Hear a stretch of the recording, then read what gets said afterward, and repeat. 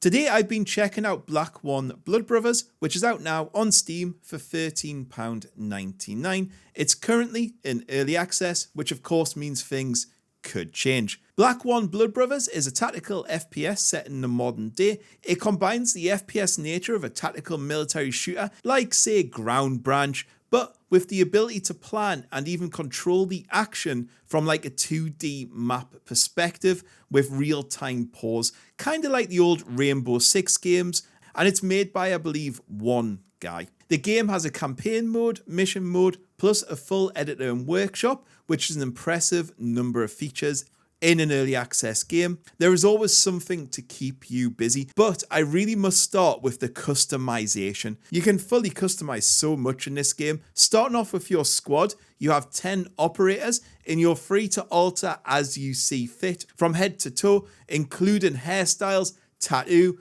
even their accents. You can adjust their skills. You can have roles like medic or sniper. You can set what kind of camouflage they're going to wear. You can even set their stance. So you might want your heavy machine gun guy to look really strong when he's carrying it and walking around. Just a really good feature. Moving on to weapons, you have loads to choose from, and you can deck it out with various barrels, stocks, grips, and sights. You can even change the colour of the red dot. Camo can also be applied to individual parts of each firearm. You also get a boatload of equipment, from grenades to drones, and you can use these how you see fit and fit them to various operators. So you might want your sniper to have the drone so you can scout out areas, but it does mean you can kit up how you like for the upcoming engagement.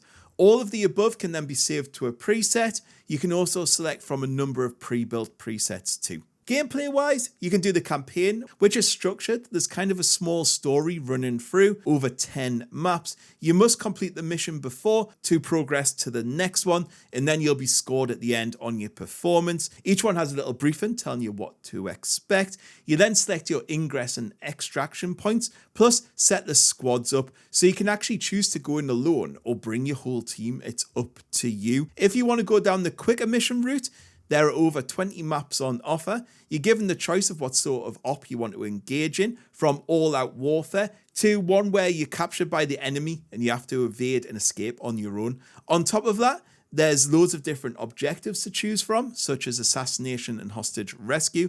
Side objectives can be added. There's also random events that can happen. Time of day and weather can be fully adjusted, as well as what factions will appear in the mission. You can even control individual aspects of how good the NPCs are.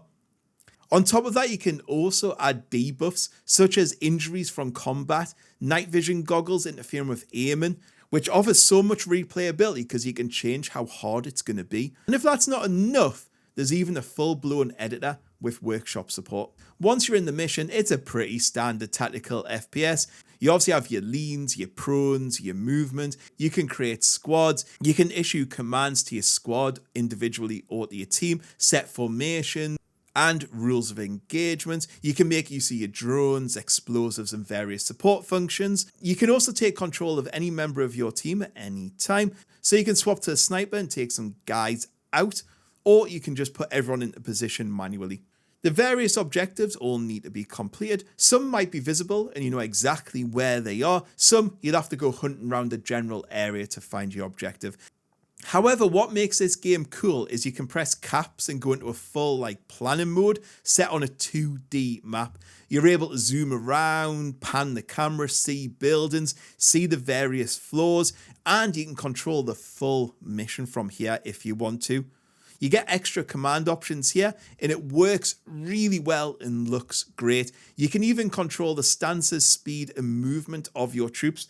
The best thing is the engagement ranges, so you can set how far you want that unit to engage, which is really, really handy because you don't want your shotgun dude trying to take someone out at over 100 meters away. I would say the only slight weakness to this game is the AI. It's not the best.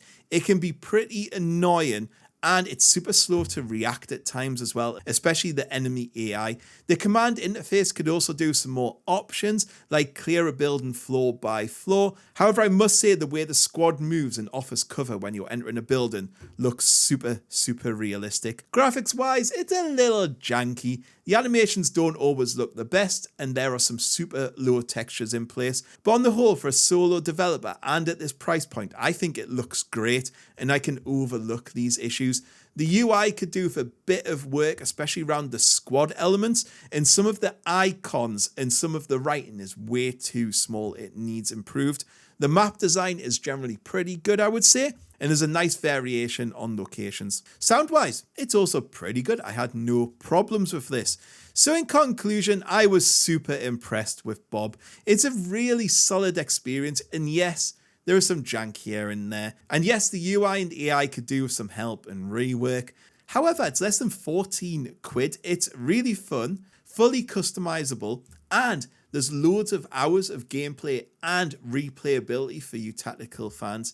To me, it's pretty much a must buy. Anyway, guys, that's all I've got to say on this one. Catch us all there. Goodbye.